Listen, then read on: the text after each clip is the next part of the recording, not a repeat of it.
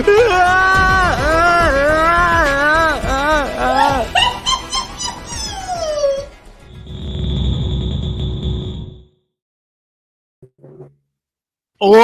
up, everybody, and welcome back to the Survivor Now podcast. And it is our Halloween after show spectacular. I almost got through it.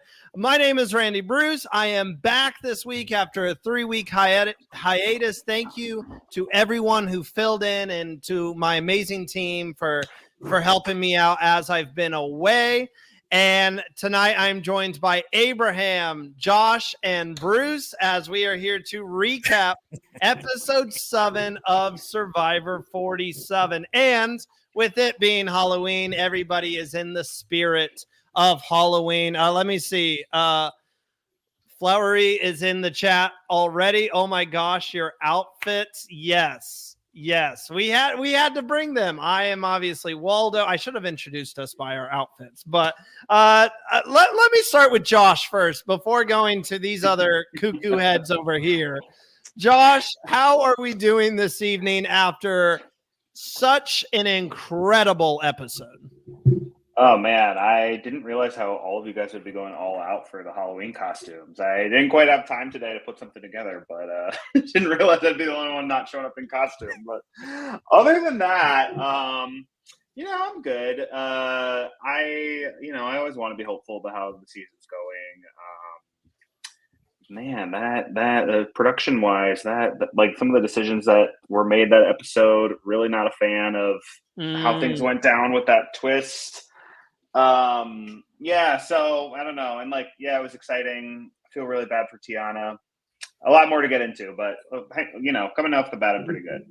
Hey, I just want to say, you have your hoodie on. You are in the fall mood. Yes, you are included in this. And I saw your tweet, and we're going to get into that twist. And because I kind of agree with you in a sense. Let me get to the giant elephant in the room. And by elephant, I mean giant baby in the middle of my screen.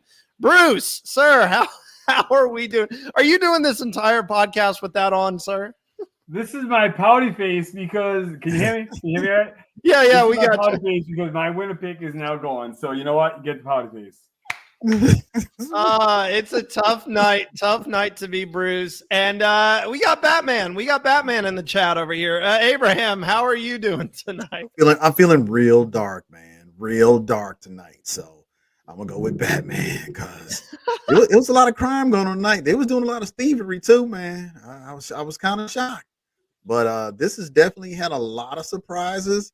I'm gonna agree. There was one twist that I didn't agree with at all. So, but we'll talk about it. But it's gonna be as Batman, man. So we've got so much to talk about, and throughout this entire podcast, first off, happy Halloween to everyone watching at home with the holiday coming straight tomorrow. Also Christmas coming on Friday. Maybe that's just me, but I'm decorating my tree and stuff the moment that Halloween is over. But you guys can interact with us in our spooky Ancient Voices chat throughout the entire episode. Also hit that like button, subscribe to the channel, all of that good stuff. So gentlemen, let me see. What do I want to get into first? Because there was a lot. Let's go ahead. We're going to talk about the elimination. We're going to talk about that crazy, insane tribal. Nikki also in the chat. Happy Halloween. Thank you. Appreciate that. Josh, I'm going to go to you first, my friend. Let's go ahead and talk about that twist. We've seen this in the new era so far because going from this twist is what's going to get us into talking about that insane tribal council and all that. So we have the immunity challenge. We're splitting up into 2 teams. And the last person to last on the losing team wins individual immunity, but that entire tribe team is going to tribal council to vote someone out. Whichever team lasts the longest, the entire team wins immunity. They also get baby back ribs and potato salad and soda and all that good stuff. And they're not taking part in the vote. They get to watch from the sideline. So they don't really have any say in who's going home. And you posted a tweet that I saw that said this is a stupid advantage. And you went even further Not that I'm like stalking your tweets or anything. Oh, it's okay. You went further to add, you know what? I actually like the hourglass more than this twist.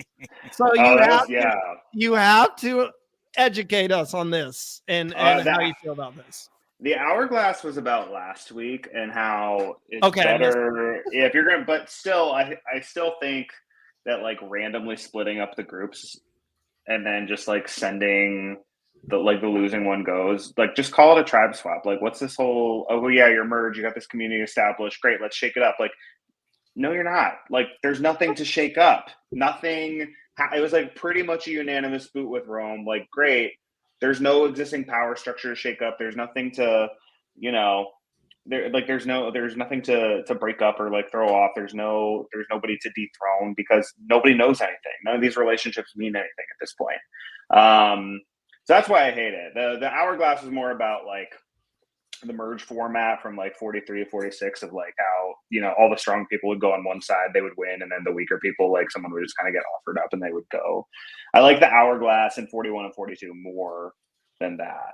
That was about the merge. Okay. So I just saw it a little bit late, but you're still not a fan. Yeah.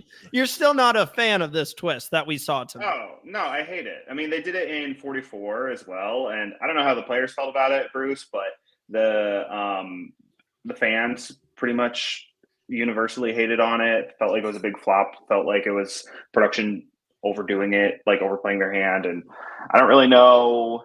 I don't really know what it accomplishes because we want to see people. Oh, cool, we're finally merged. We can see everybody all interact and vote together. Except, just kidding, we're not. Like and it's Jeff says the random tribes. The random draw is fun, but I don't know. I mean, technically anything can happen. Sure, like. But is that fun? I don't think so. It feels more arbitrary to me. Bruce, I mean, Josh said it best. Like, I mean, it happened on 44, but maybe you have more intel on how players react to this twist. I can't take you serious with this baby face. I'm sorry. Listen, I've been banging my head. I've been banging my head the entire time thinking about this. So I had to have a helmet on. Let me tell you, it legit. I got to take it off. I got to drink something. I'm hot. This I was legit sitting there, and Jeff kept going on and on. Like this is a twist. This is a twist. This, and I'm like, wait a minute, what? And then again, like Josh had said, like I don't think I like it. I said to my wife, I'm sitting on the couch watching, and I said to my wife, I'm like, listen, this is effectively the tribe swap. Like, that's all it is. So Tiana going home is Sifu for season 45. Like, that's what it is. Like, and then, because she doesn't, if I understand it correctly, Tiana doesn't make the jury. Mm-hmm. She was the last person. Yep. Oh, I totally forgot to mention that is whoever, and that's a punishment for losing, which is a weird way to put it. He's like, in your punishment for getting voted out is you don't make the jury. No, the punishment of getting voted out, Jeff, is the fact that you're out of the game. That's the whole punishment. You're out of the game, and it's like, listen, if I was a part of it, if I was playing still, I'd be like, whatever I can do to not get voted out, obviously. And, so sorry, so sad. It is what it is. Me being someone on the sideline now, a pundit just looking at it and saying, okay, look, come on, man. Like, it just, that's a lot of salt in the wound. I would have rather him say sorry for you as opposed to anything else. But in thinking about how a player would look at that and being in Tiana's shoes, it sucks. It really sucks to have that kind of twist. And then, to make it even worse, she could have been saved if there wasn't additional interference by way of. Okay, Jeremy Collins. He was the last person to play that. So I don't know. It's just I'm now feeling like Caroline, and I can't wrap my head around anything right now because it just doesn't. It makes sense to have things in the game, but and correct me if I'm wrong. It just seems like there's so much going on that it's just interference. Mm-hmm. Okay, so this is where it gets interesting. And Abraham, I know you've been waiting to add your input on this as well. I've been waiting. I hate the twist because it is a glorified tribe swap. Like, why we don't need it. Like, out of everything that you had to change in the new era to like spice the game up, I don't see the merge as being something that was broken and needed spiced up. Like, I've always said that, like, us as fans, we're going to be okay if they just merge, get a feast, and then game on. Like that, you don't have to change that. Like, that's the point of the season that everybody's waiting for. Everyone's waiting for that to finally happen. Exactly. And I think at first, when they first did the merge, I liked it as a twist. I was like, oh, this is kind of new. You got to earn your way. I didn't want it to end up being an every season thing, which is what it is now, because I think Jeff is very big, obviously, on you have to earn everything in the game of Survivor. I don't think the merge needs to be. I think the merge and votes are the two things that you leave alone. Jeff, you can play with everything else to your heart's desire, but leave voting and just the general merge alone. But I'm going to be a little bit of a hypocrite here. I don't like this twist, but I'm okay with it if you throw this type of advantage into the situation. Because I like it because it adds so much. I don't know. And Josh, maybe you're going to disagree with me here, but I think there's so much strategy that gets added in with this twist. There's so many different avenues, that Soul could have taken here. He could have not played it whatsoever. It doesn't help me. I'm just going to keep it to myself. I think that would have been a stupid thing, but he could have done it. He obviously could have given it to a member of the Tuku tribe to try to garner trust with them. If he wanted to work specifically with Kyle, or if he wanted to work with Gabe in a sense, or maybe even Sue. Or he could have made the decision that he ended up going with. And that's what I wanted him to do. Give it to Rachel, cause chaos. It'll be interesting. Excuse me. I almost tripped on my desk. It'll be interesting to see if this ends up being something bigger in the upcoming weeks, if he actually owns up and says, hey, I was the person who sent you that parchment, because he didn't own up. Yeah, he didn't own up to it tonight. But not only that, I like that he can control the game in a way, but I also love how it gave Rachel power. It was not, you're immune, go back to camp, that's it.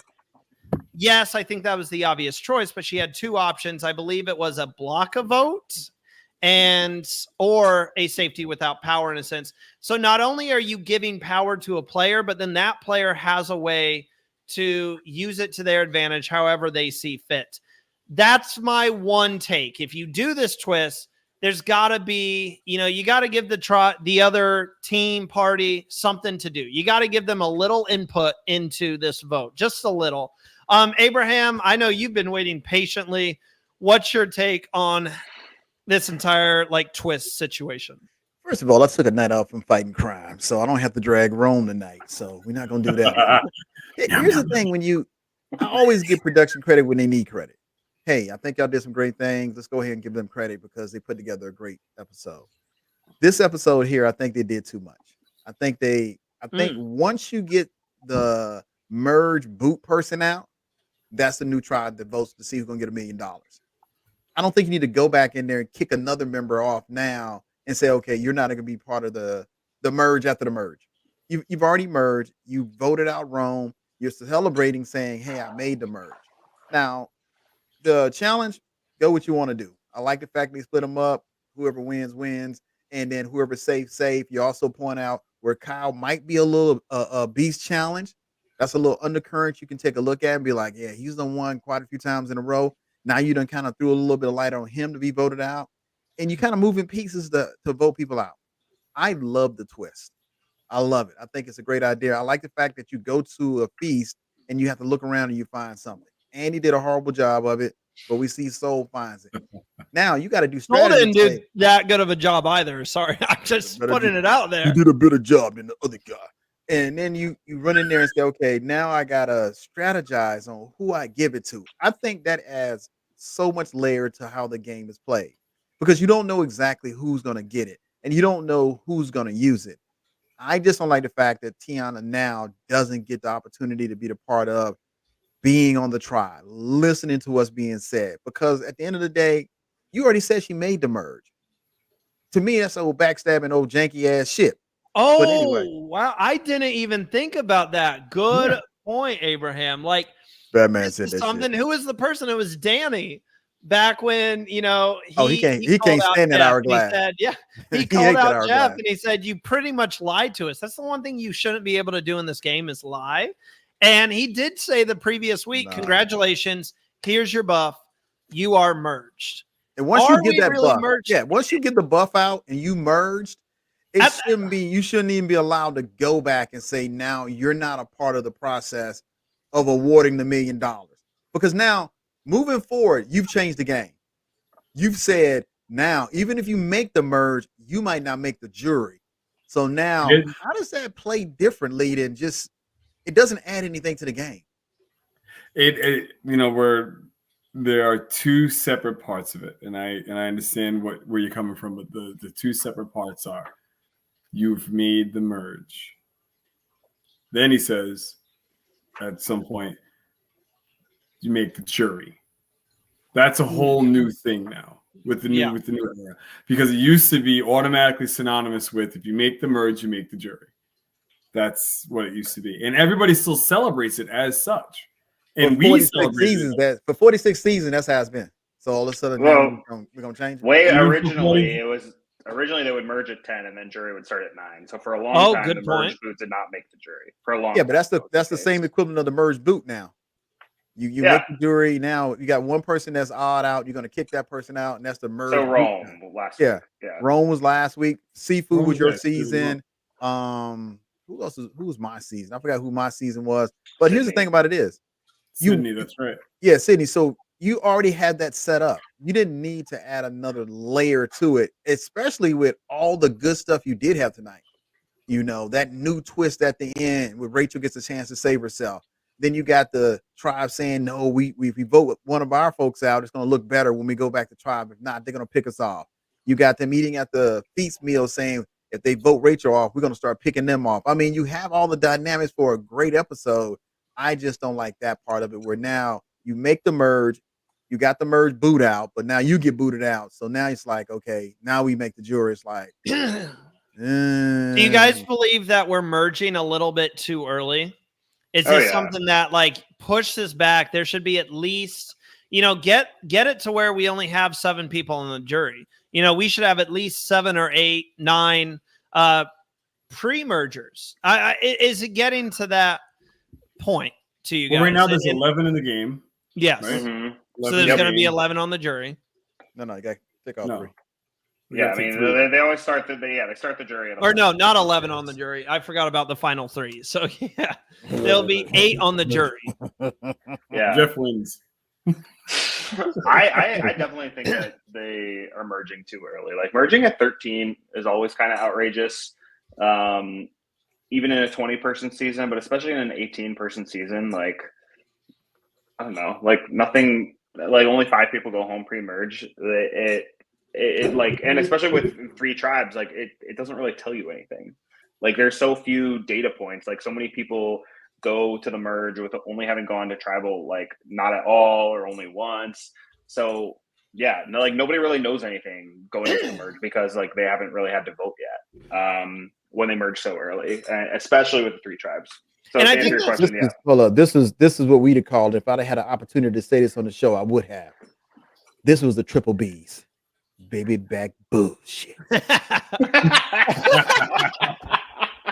You know put that that on a t-shirt. See how long it takes me to get that on a t-shirt. I give myself 5 minutes. The triple B tonight. That's what it was. Abraham, you sound like a Mr. T Batman right now. I will add it. I will add in. Gentlemen, I will add in, this is an easy fix.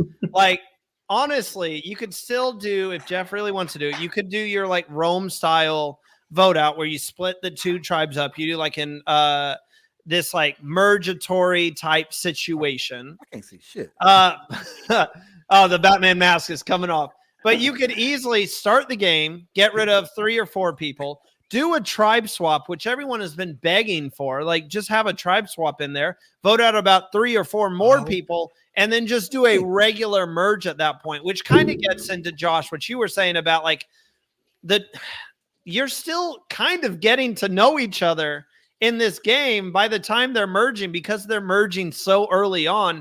I think if you sprinkle in a little tribe swap in there, that'll create some more interesting dynamics. We saw it back on 44. Yes, it wasn't a full tribe swap, but you got Carson, who kind of had to figure stuff out on what was the tribe name? Soka, if I remember correctly. Oh, man. I think that was the green tribe one, I think. Yes, the green tribe. But then you have Josh, who went over to Tika and had to figure stuff out over on Tika. That didn't work out don't ask me who went to the orange tribe. I do not. Jamie went from orange to green. And Carson went to orange, yeah.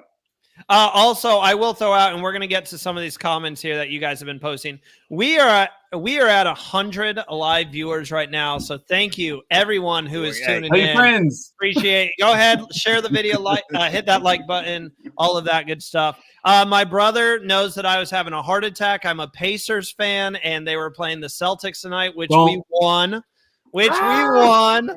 So I'm happy about that. Avery is in the chat. Abraham, I love it. Right when he takes off the mask. So yeah, Bruce, I'm sorry. We'll talk about it. We'll talk about it later. How you got your butt kicked.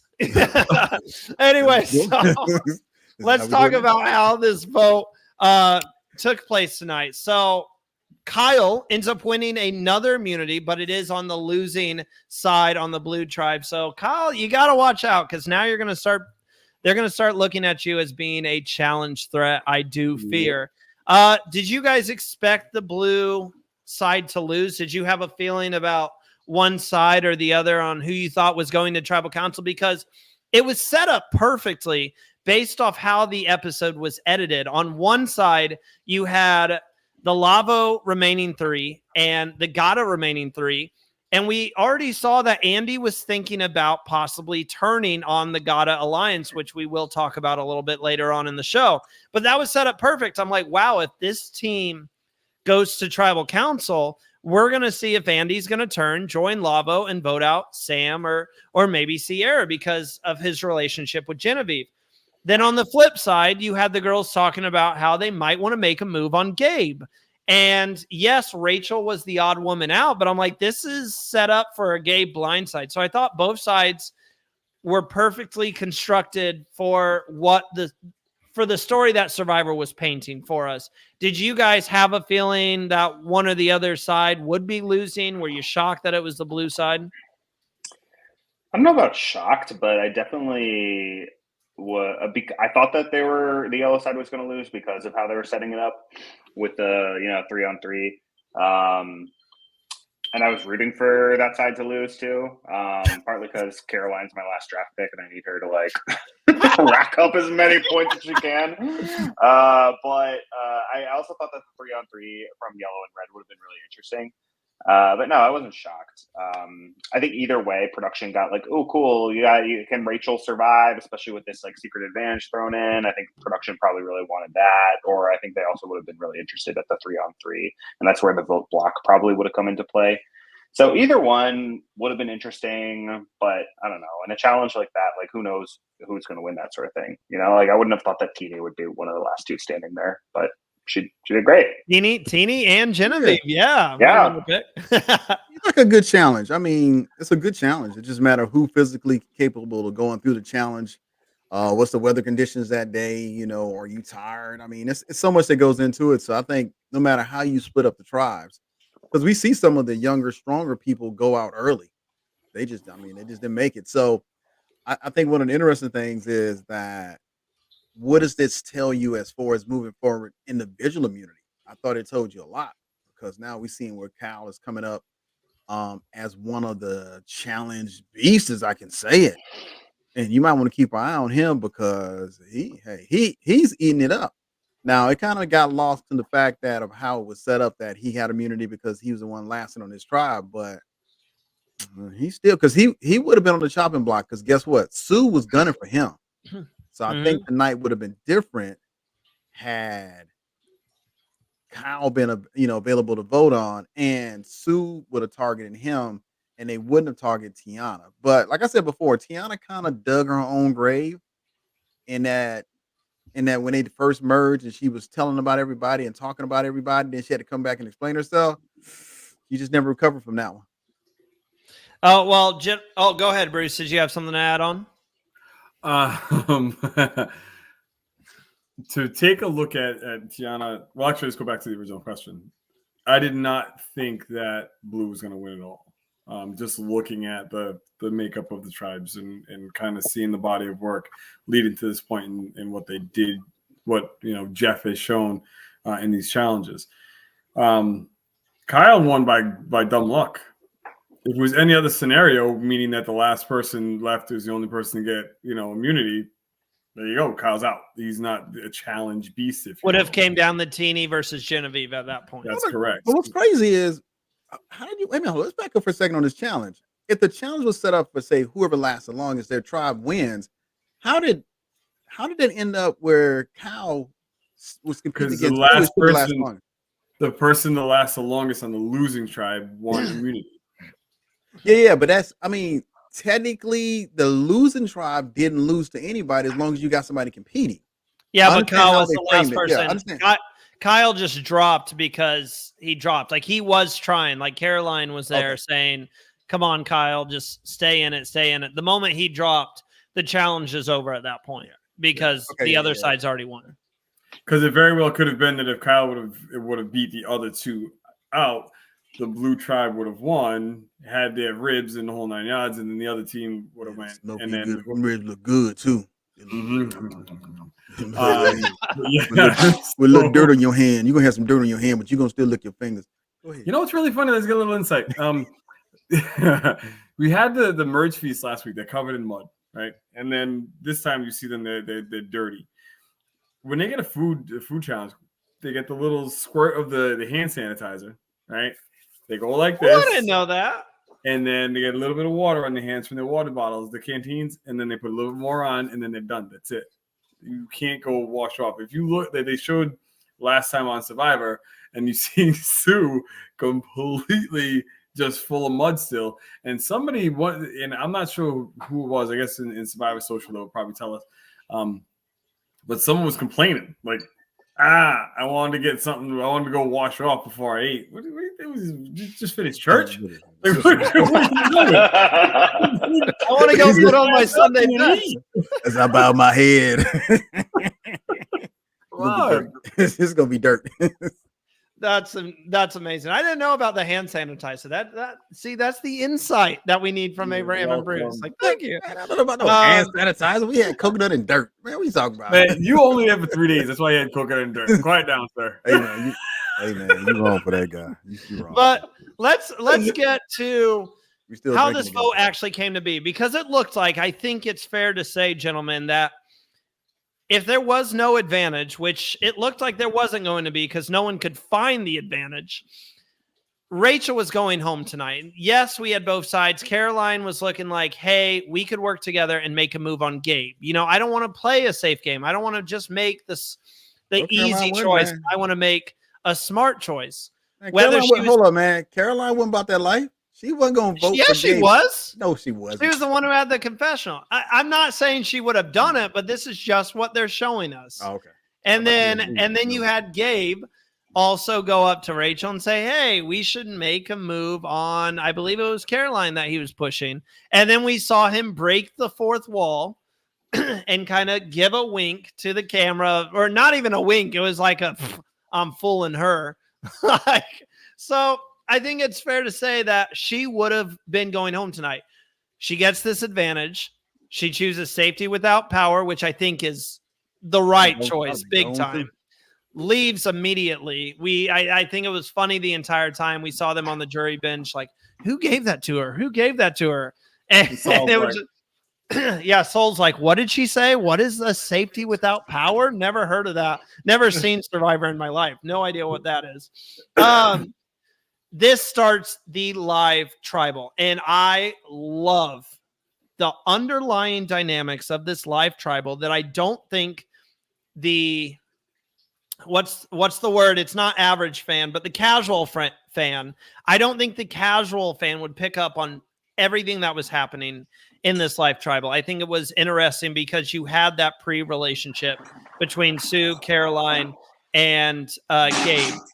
You had the fact that Caroline knows that Sue probably has the idol. Tiana also knows that Sue probably has the idol. So I was sitting on the edge of my seat thinking, are any of them going to say, hey, Sue's got an idol? We need to weaken. Yeah. We need to weaken Sue and get Gabe out the game. Or I think that would have been a better strategy. Tiana definitely could have just thrown it out there. So I was waiting to see if that happened. Also, when Sue looked over and saw Caroline talking to Kyle, and she even looks at Gabe and goes, what is she doing? Like, why is she, what more is there to talk about? I thought, is Sue going to play her idol for Gabe? Or is Sue going to play her idol for herself? So there was those interesting, like, inner stuff that you wouldn't think of because the overall story that we're watching is who's ultimately going to end up going home. Also, I think it was an incredible move by Caroline to stick with her gut and make the decision that I do think was the right decision to get out, stick with her alliance. But I don't know if I would be able to do it after Tiana just pleaded her life of how important it was to make the merge, how much she, that is a big moment for her. Like from what we saw, hold on. Let me correct you. First of all, Caroline was no mastermind player this episode. She's not a mastermind. She was the one who made the decision. She was in the middle. This was her choice. Do you want Tiana to go home or do you want Gabe you can't be in the middle when everybody votes the same. She just was in the vote. Now, what I'm surprised about is Kyle's vote because I thought they had a better relationship and I thought at least one vote wasn't going her way. But we see that he just voted with the crowd. He would be the one I'll be voting out next for two reasons. One, he ain't loyal at all. He just going where the wind blows. So secondly, he might be the win better, more challenges than the average person. So I got to get him out where I can. But I thought at least she had, if she was going to get voted out, I thought it was going to be one vote that was going to go the other way. It was going to be on Gabe with her. Now, here's the question. Tiana was mad. So I don't know what that period, I don't know what's going to look like. Because this is one thing, Bruce, I don't understand about this. Did they hold everybody else until she got voted out so they move? Because that's a whole different dynamics now because you got one extra person that you had to wait for before they move them out. So before they bring the jury back to Ponderosa. So that's going to be pretty interesting too, because she has no reason to be at Ponderosa anymore. So what they're going to do is she's the last person to go. So if let's just say today, she's going to go back. She's going to take a shower. She's going to have something to eat. And then she's going to fall asleep if she can. And then tomorrow by 6 o'clock, she's voted out. Now, if anything gets delayed, what they'll do is the person that gets voted out next will go to like a hut and sit in one of the huts until. See, we went to the main island. They just put us in another hotel on the mainland. Yeah, no, everybody sits together. I think they're still kind of worried about COVID over there.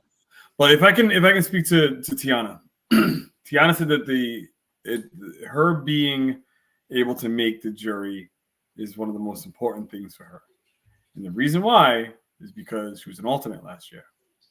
Being an alternate, this meant so much more to her. And I literally was on my couch and I'm just like, and I threw my hands on the table. I'm just like, and because I knew what she was meaning, the reason why she said that.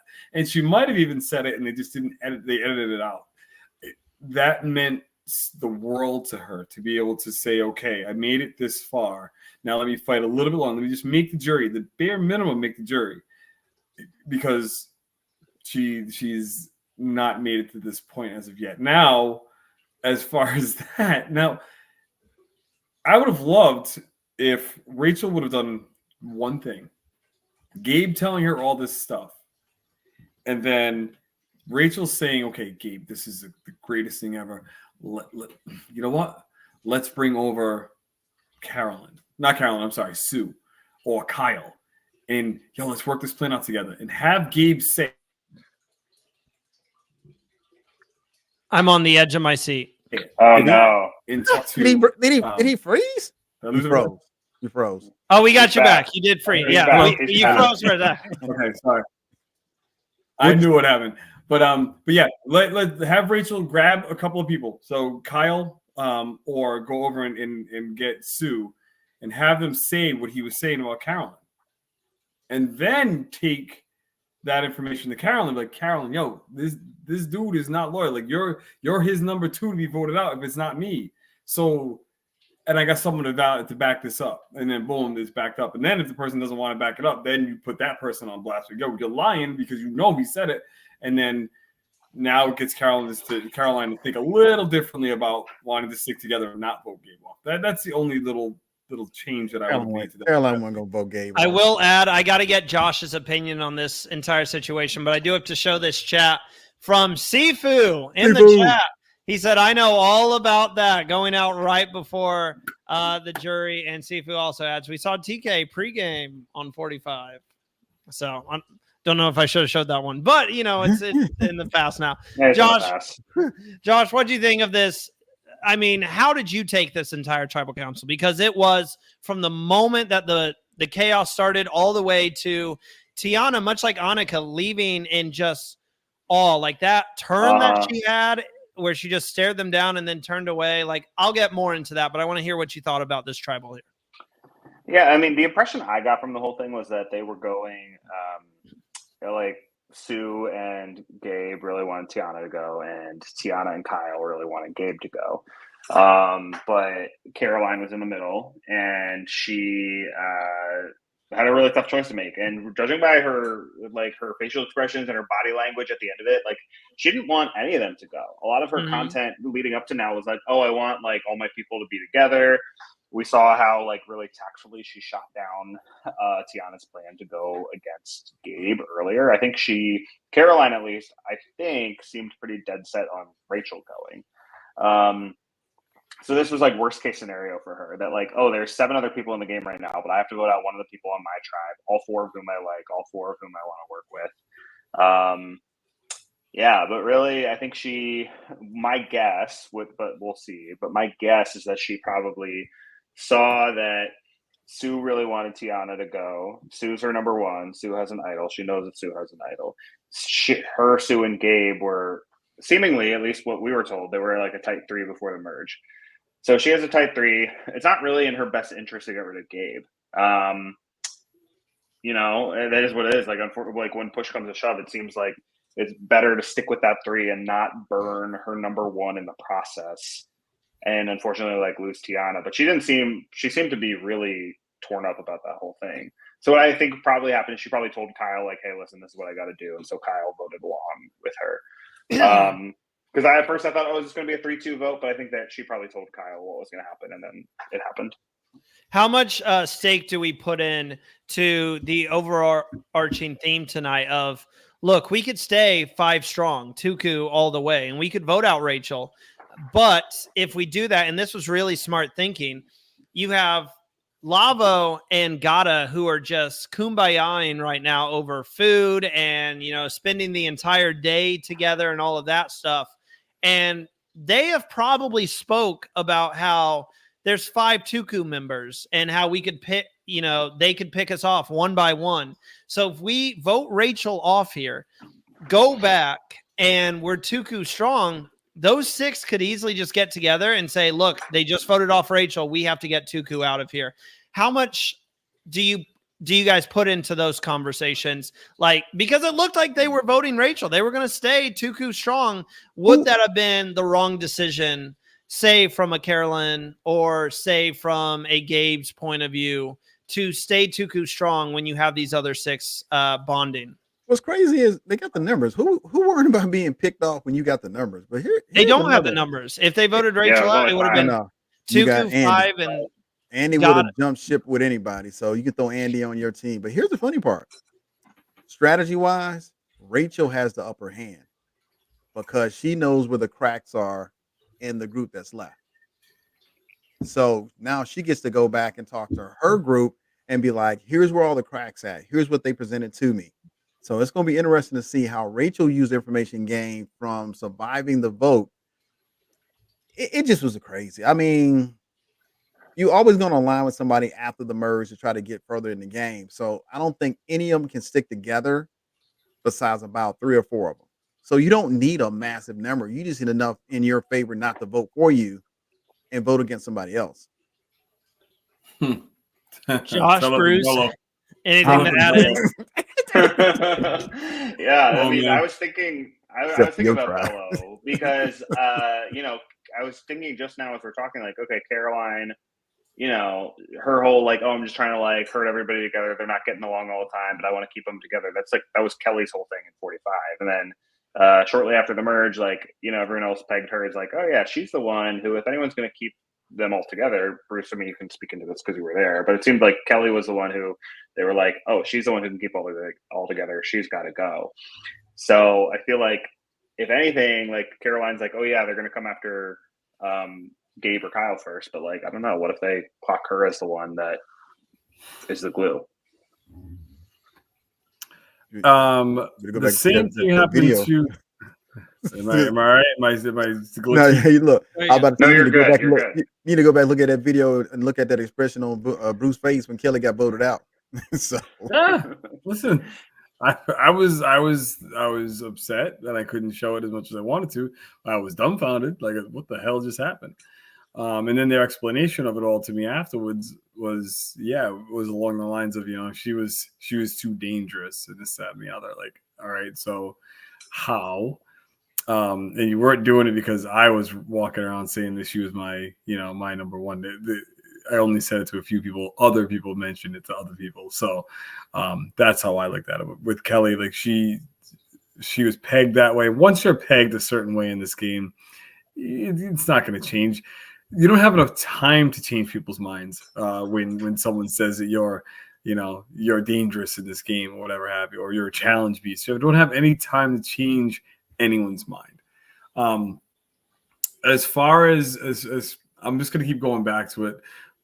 If it came down to if they voted Rachel out, there's 5 of them left over. Let's just say the 5 of them got together with the 6. One person's coming over to them. Like, there's no getting around it. It's I just think of it like Emily. Emily was that person. You have the Reba 4 and Emily's their 5th. And wait a minute, who else felt that they were a part of that Reba clique? Katora.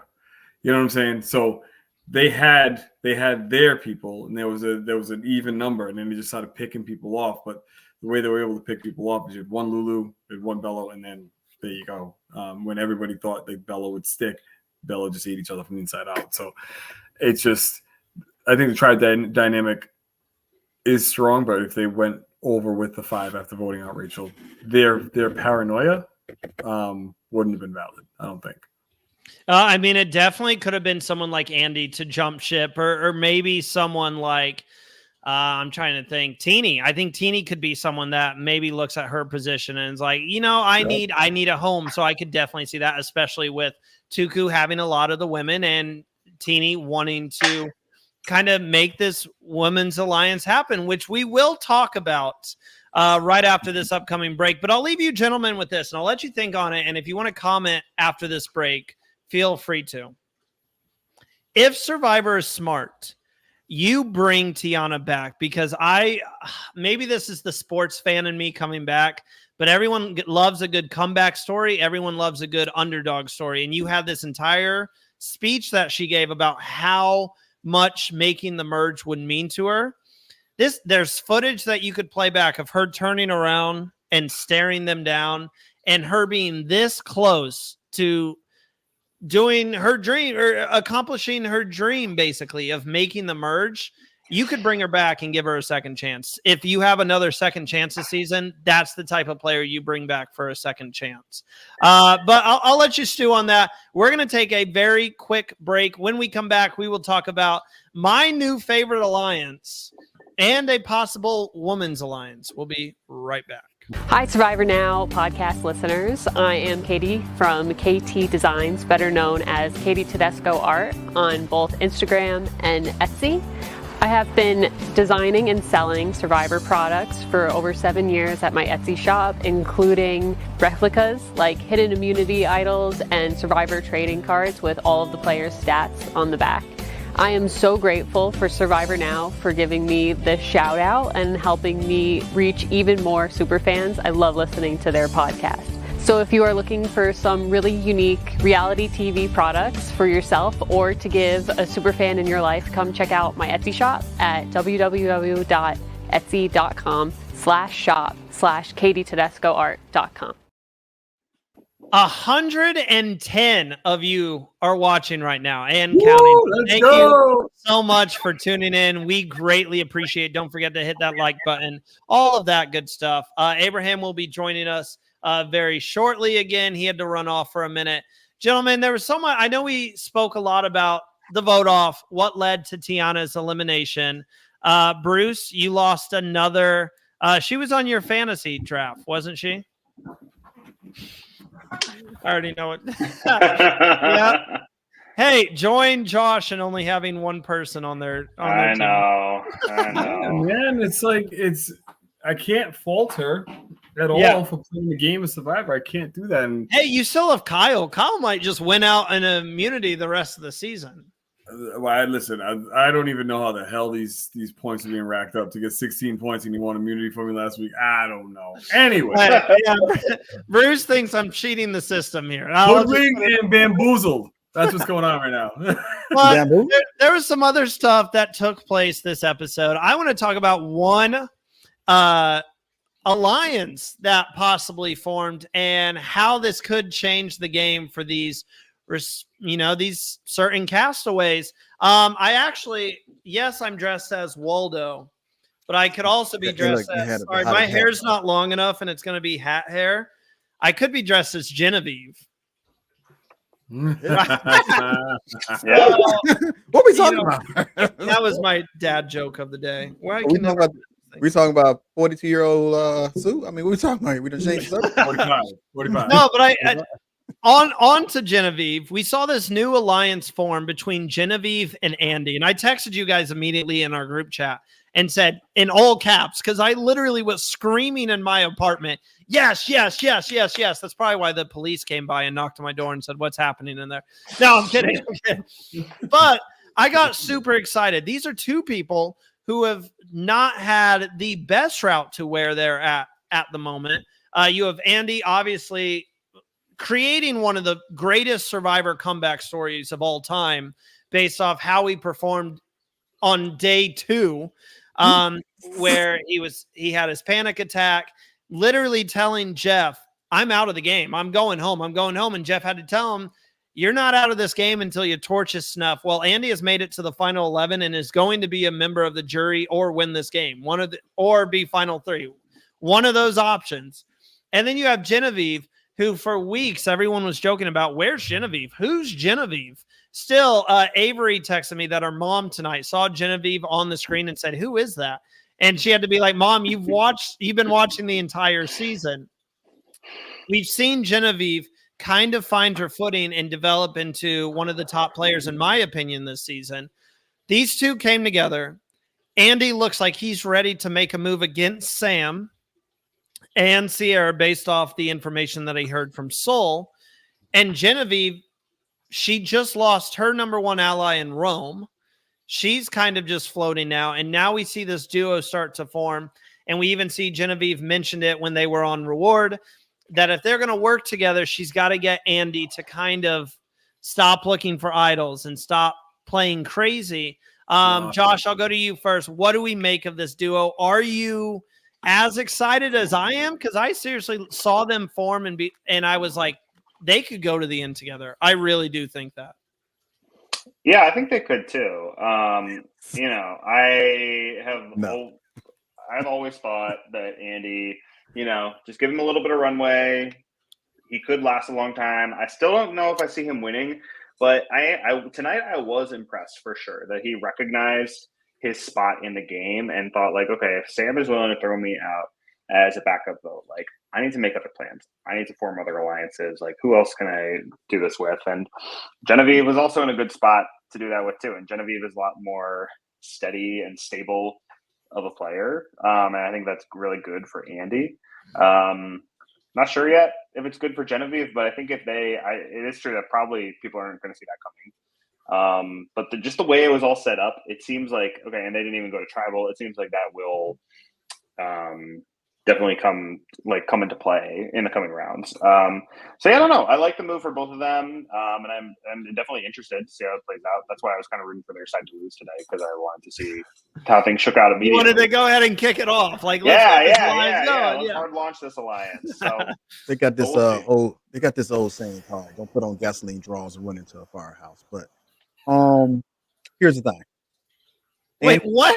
What? Okay, you gotta explain that. More about okay. More about that. I've heard that before. Look, hey, Andy's gonna self-destruct whoever game he's attached to. Period.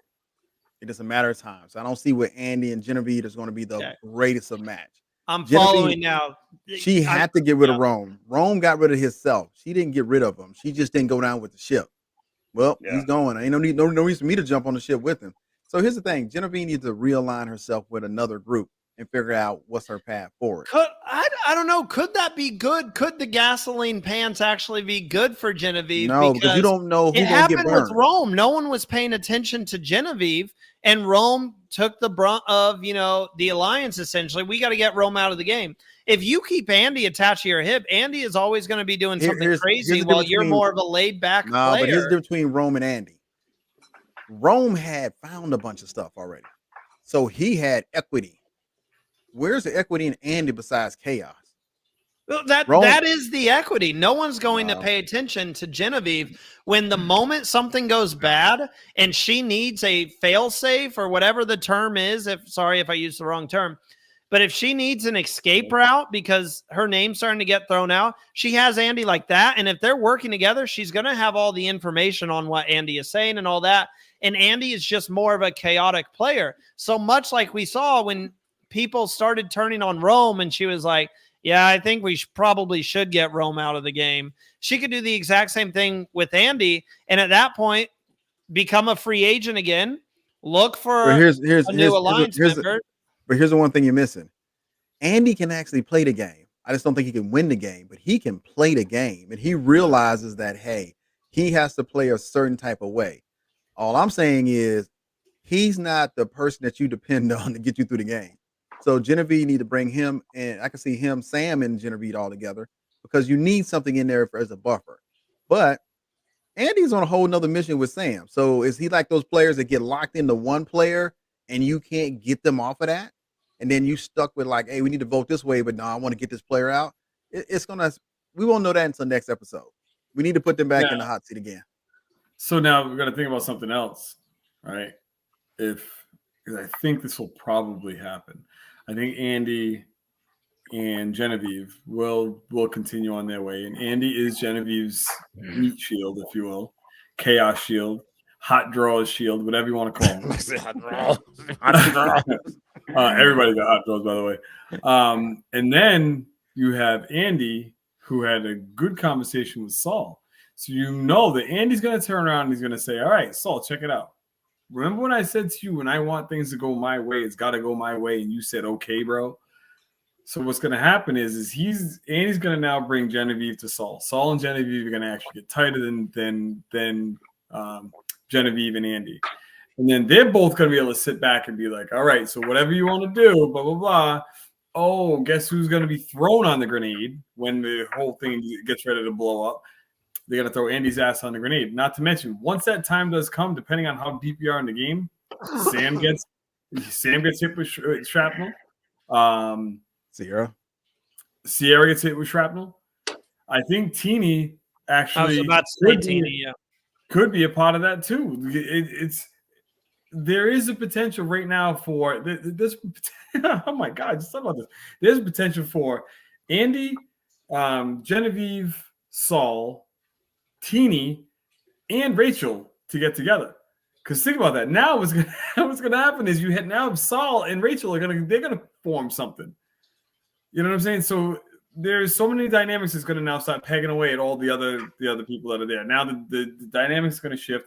There's gonna be a new power four, if you will, and then the power four with one outlier, and they're gonna run the show going forward. Will Andy be the one that's a sacrificial lamb of all this?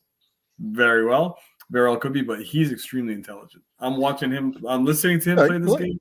And he's extremely intelligent in playing this game. It's just he's so chaotic. And I know that's the thing. Like, no one would have guessed it. I said this on the pre-show. All of us wrote Andy off, except for maybe Tegwith, who has met Andy and is like Andy's biggest fan, and Kara, who's just always positive. Like everyone else after episode 1, we're like, this is the new Banu.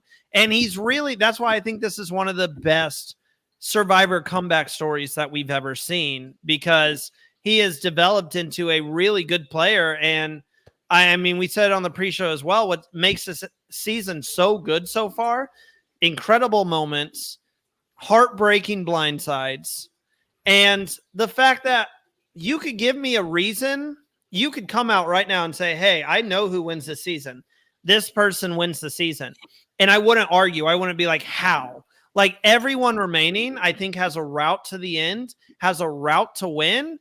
And at the same time, there's no one that is the obvious winner. Like, I have no idea who's going to win this season right now. Absolutely none. I couldn't tell you. I would say the two people at the bottom, edit-wise for me, are Soul and Teeny. But I could still see one of them making it to the end and winning this game. That's what's making this season really good so far. I can say this right here. Tiana, like that, you know how that bell rang at 12th period and you got to fight somebody in the back of the schoolhouse? That's what that look she gave. She was like, somebody about to get these hands later. I don't know who's going to be, but somebody going to get these hands. First person at Ponderosa. Oh, there was some teeth sucking going on there. Like, all right, now come on. You remember she said she wasn't a crier. She was mad. She was like, oh, that's how it's going to be. I think her and Anna could get the award this season. The person who Tiana should be mad at is Jeff because of this like stupid twist. Like, she shouldn't be. Yeah, I mean, sure, she could be betrayed by the other people, but like, she should be mad at Jeff. She got hosed by the split round and then hosed by the secret. If it was a safety without power, like, hey, Bruce. Exactly. Like, if it was a normal, was a normal merge vote, let's just say it looked like. I would say Genevieve probably would have won that challenge because Teeny was literally about to drop and she dropped as soon as she could. And Genevieve kind of dropped afterwards and was like, oh, so let's just assume, let's play it out. I don't usually like to play hypotheticals, but here we go. Only 3 of them. Genevieve wins immunity. This is a normal merge vote. Everyone goes back to camp. Everyone talks strategy. Who goes home tonight? Jeff isn't putting any advantages in. You've got what you got. So Sue has her idol. And that's it. I don't believe there's any other idols or advantages in the game right now. Who goes home? If you had to put your best guess, if this is a normal merge vote, Genevieve is immune. That's a good one. See, the way they made it. Go ahead, Josh. No. I've been talking first a lot. You can go. If Abe's been talking a lot, not you.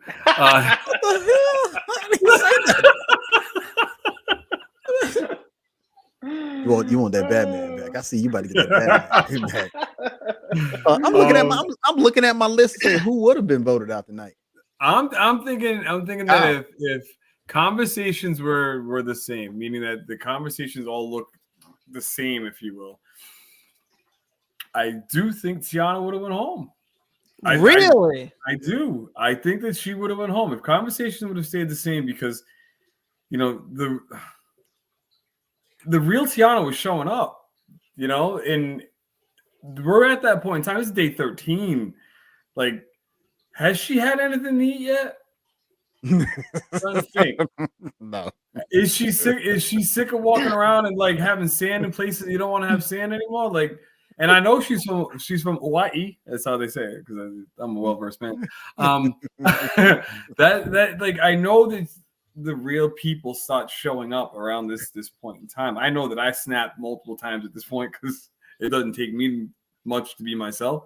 But people started to be more themselves around this point in time, and now you can see like the irritants and stuff like that. So I really do think that if the conversations went the way that they did, they would have been like, "Yo, she's plotting and scheming way too much. She's got to go."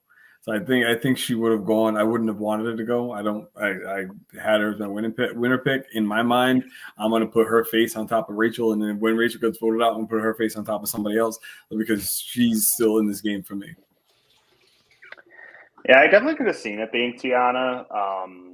In the the bracketology where you have to like rank who's most like the confidence pool. I think I put her as dead last today, just because I'm like, I feel like if they're going to cut bait on anyone, it could be Tiana.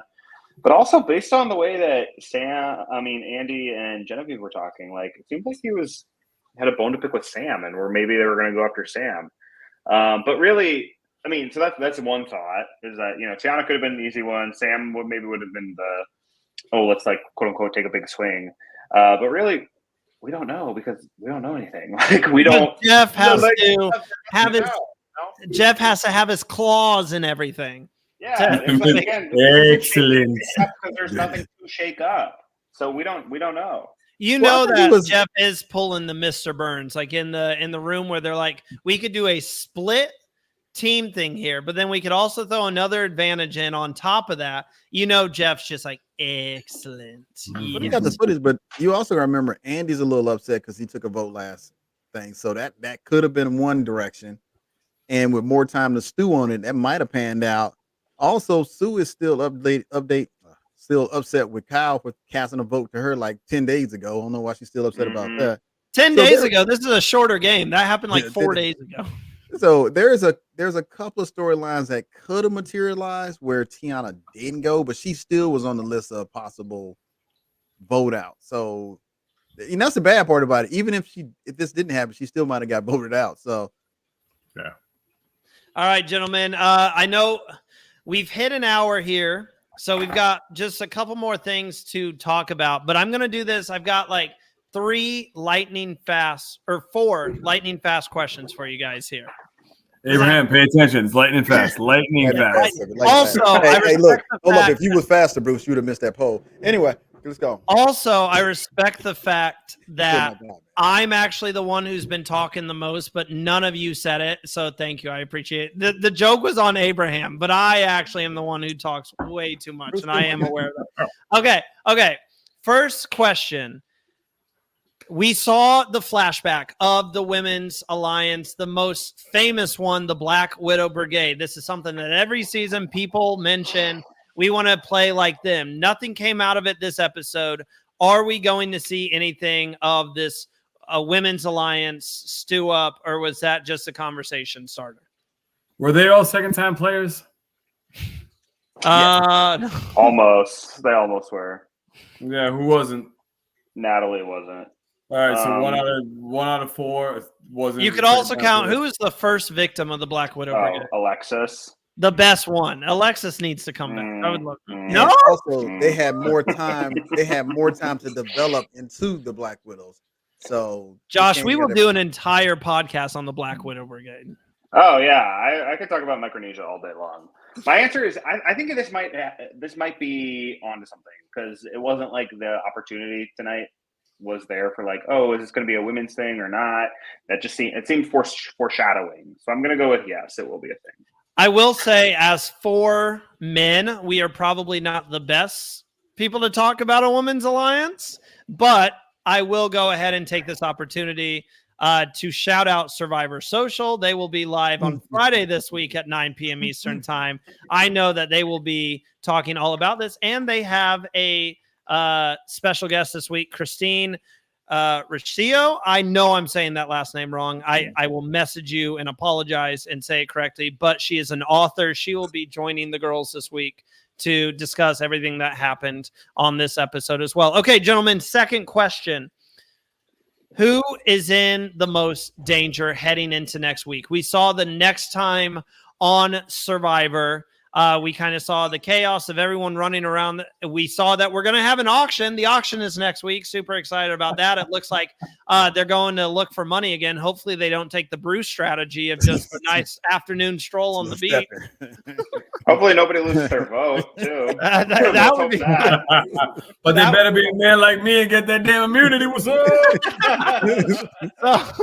So who is in the most danger? Bruce, I'll go to you first, then Abraham. The most danger, I think, at this point in time, if the beans are not spilled, that Saul gave that to Rachel, the person that'll be in the most danger will more than likely be I'd say Teeny. Teeny. Wow. Yeah. Abraham, who's the most danger? I'm gonna say Kyle. I'm gonna say Sue's gonna get a little bit of vendetta, then people gonna realize he can win a challenge, and they're gonna label him and be like, hey, we got to get him out. I'm also worried about Kyle. Josh, what about you, man? I'm gonna say Sam.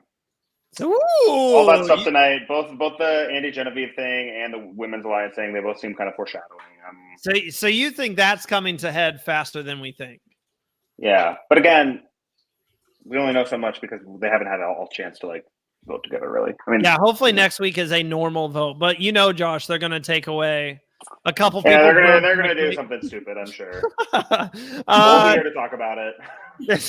This was perfect timing from Nikki. Jeff said a Survivor 47 player has been invited to play again in season 50. I have heard, cannot clarify whether this is true or verify. That's the word I'm looking for. Cannot verify this, but I have heard that calls have begun to go out to the players basically saying, hey, we want you to be on 50. Would you like to be on 50? Essentially, is the calls going out. And Jeff did say this on TV Insider that they've spoken to a Survivor 47 player about coming back for 50. Who do we think this is? This has been the big news. I said on the pre-show that, or I didn't say on the pre-show, but I texted my friend that I think it is Rome. But they say, no, Rome didn't make it far enough in the game. Is this maybe someone that we haven't even, seen their exit yet? Like, do we think it's someone who's gone out yet? I mean, what are we talking about? I mean, what the hell? I mean, we're still in 47. How would you say we're going to put somebody on 50 when we're Abraham, I'm just saying, Jeff literally came out and said, we have contacted a Survivor 47 player about playing on 50. Who? I mean, okay, out of the people that got voted out. No, you can't think of the people that got voted out. I don't think it's just got to be. It's got to be from here on forward. You got to be post merge. You got to be at least the merge. Minus the winner. If anything, this Teeny.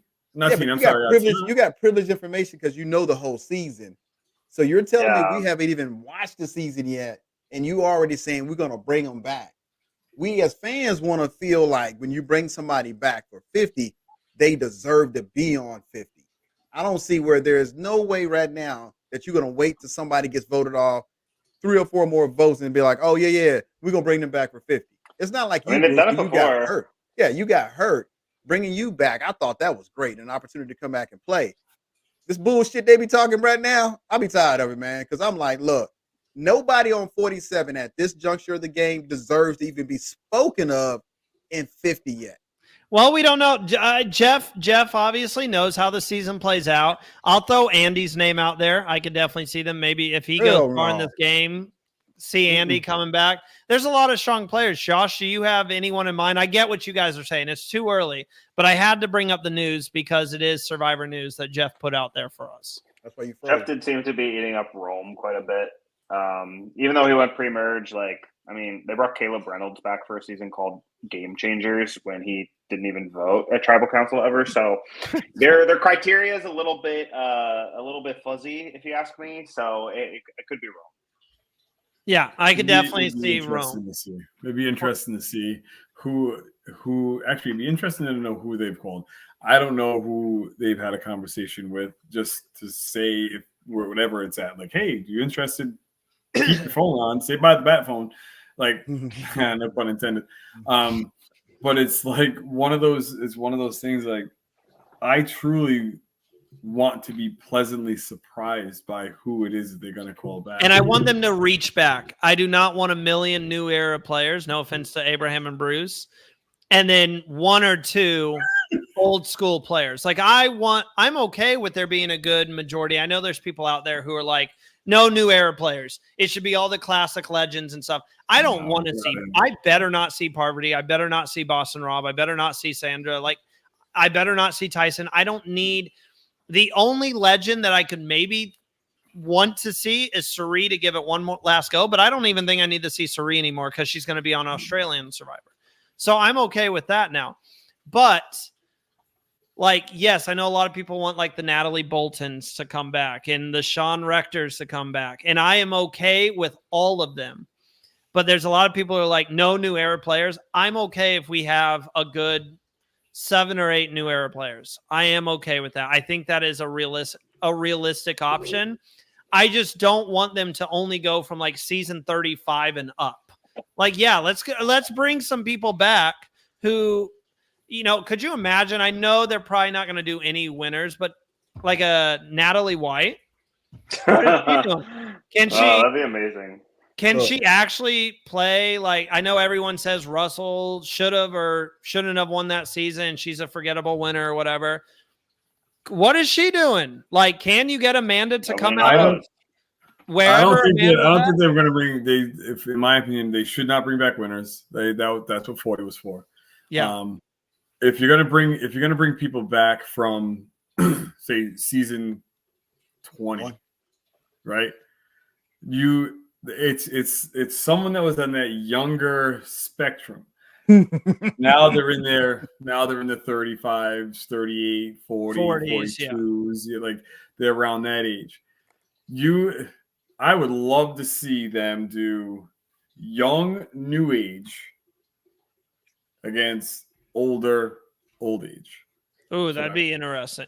You know what I'm saying? Like, because they played the game young, and now they're older. Now they have more life experience, and these younger players that are playing now are still young, and this is their second time playing.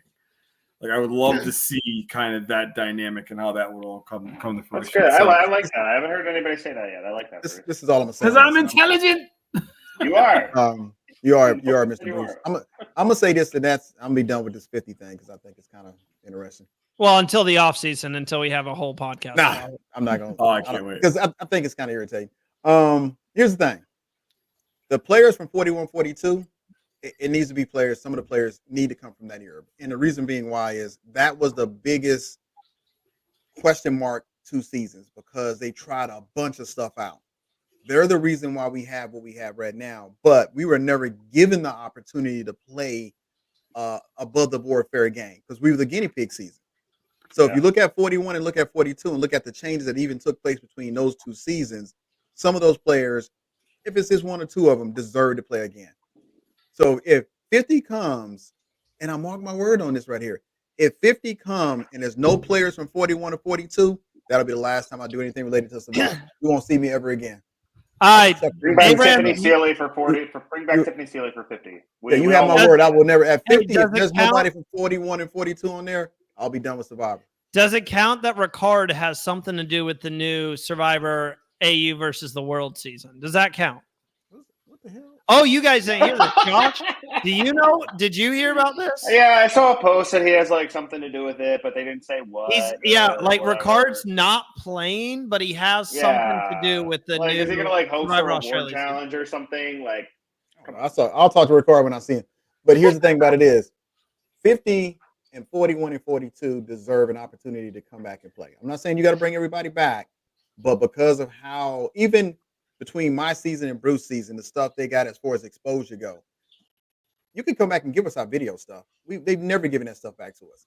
Y'all treated us like the guinea pigs we were, and that's fine. We played the game of Survivor. We played the new era, but some of those players deserve an opportunity to come back in 50. So if you can't put any of those back in 50, what's the reason for 41 and 42 to even see this? I'm done with it. Baby back. Bullshit.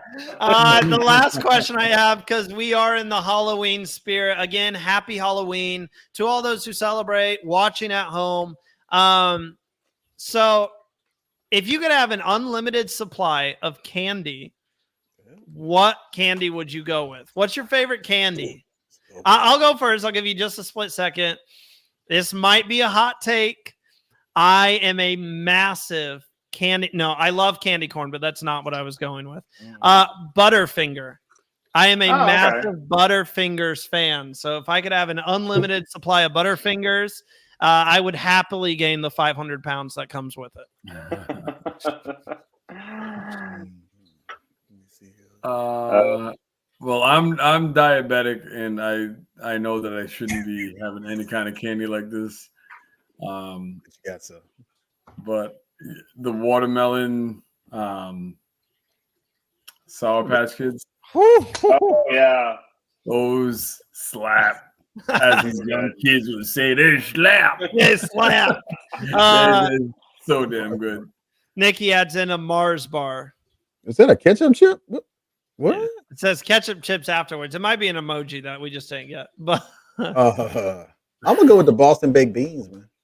Old school. Oh, you're just going old school. what is that? I was like joking with Bruce when he's like, the kids nowadays say they slap. And I was like, yeah, I'm old enough to say them kids. And then you say that. And I'm like, what? I'm going with that Boston baked beans, baby. A Boston baked bean. Comes in a round box. No, you got to look it up. It is actually really good. See, Abraham was having it back in the day when the Pilgrims were chilling. That's how they. we was playing golf one time. We told the dude, say, "Hey, you back? You the person." These look like they were involved in the Boston Tea Party, Abraham. How old are these? We told the dude he cut the cake at the inaugural Air Force Army when he split up. he was a cake cutter. Man, them Boston baked beans. Okay. Candy coated peanuts. Yeah, they're really good. This is the official bag. Yeah, so candy coated peanuts. Oh, nice. Josh, what about you, man? That will give you diabetes. Oh, Nikki also says Canadian. They do have ketchup chips in Canada. I forgot about that. Okay. And Woo! I think I go peanut butter M&Ms. I could just keep eating those all day long. No, man. Like you put a bowl of those in blasphemy on M&Ms. No, that's blasphemy on M&Ms. Pretzel M&Ms. I do regular M&Ms too, or pretzel M&Ms are both great. Pretzel but yeah, M&Ms. peanut butter M&Ms are probably the ones I go for. Oh, that we could have a whole podcast just talking about this. Actually, I like this setup. I accidentally hit the wrong layout, but this is kind of nice.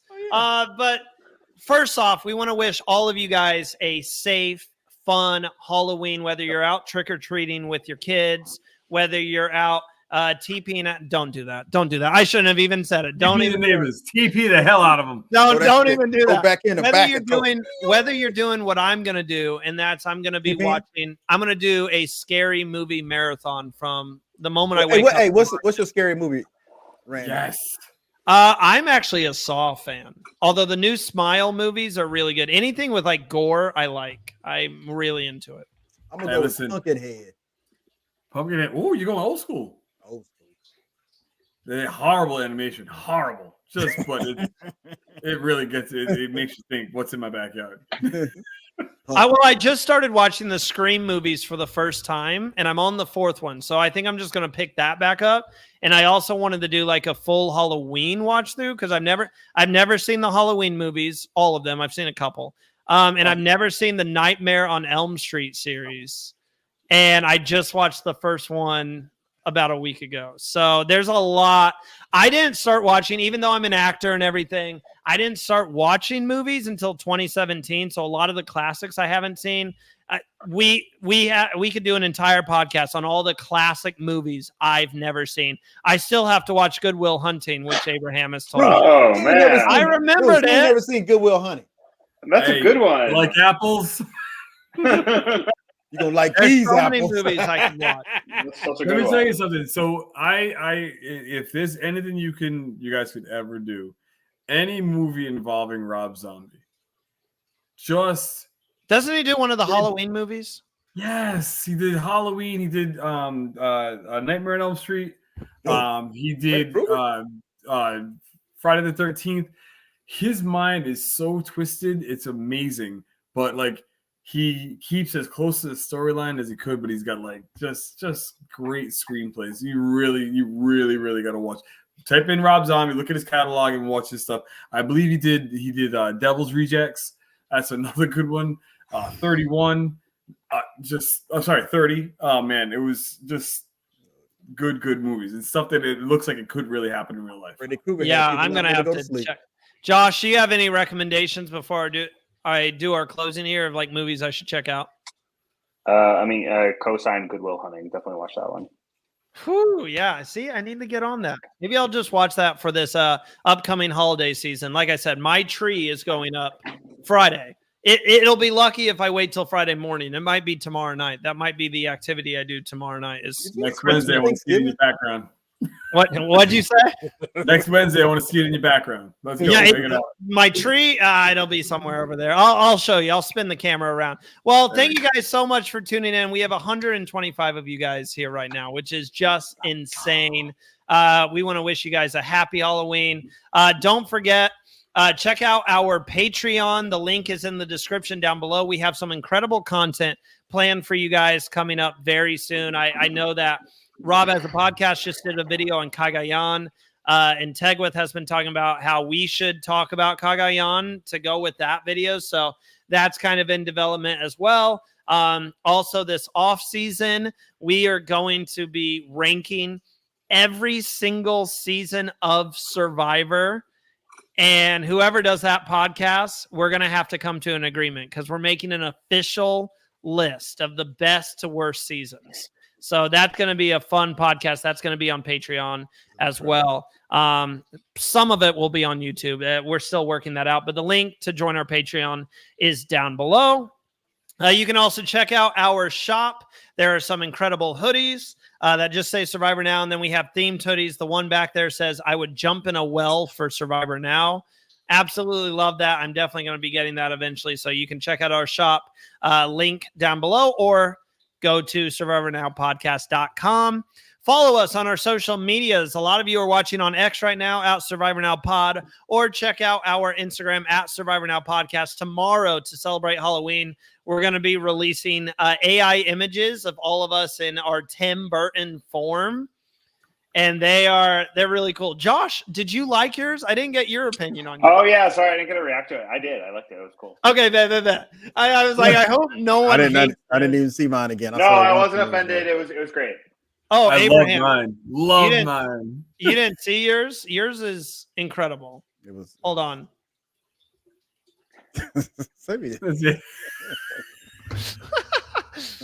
Literally, there's one, and then I'll just give you a sneak peek, and then I'll finally wrap this up. I love Kara's because Kara's looks like she should be in like animation, an animated movie. Yeah. So those are going to be a lot of fun. We're going to post those on our Instagram and X account tomorrow. Finally, don't forget to like and subscribe. Also, this podcast, I know, blame me. I have been slacking. Not one of our podcasts has been posted on Spotify since our episode 4 recap. That's on me. This will be on Spotify. If you're listening on Spotify, leave us a rating. It greatly helps the show get out there. If you're watching on YouTube, X, wherever, hit that follow button, like, and subscribe. We appreciate all your guys' support. But yeah, have a happy and safe Halloween. And we will see you guys. We've got stuff going on all week. Stockwatch and Survivor Social will be here on Friday at noon and 9 p.m. Eastern time. Got something for you on Saturday at 3 p.m. Eastern. So we've got a lot more coverage for you guys throughout the week. Our Halloween coverage continues. But other than that, join us, this group right here, back next Wednesday as we cover episode 8 of Survivor 47. We'll see you guys then. Batman will be back.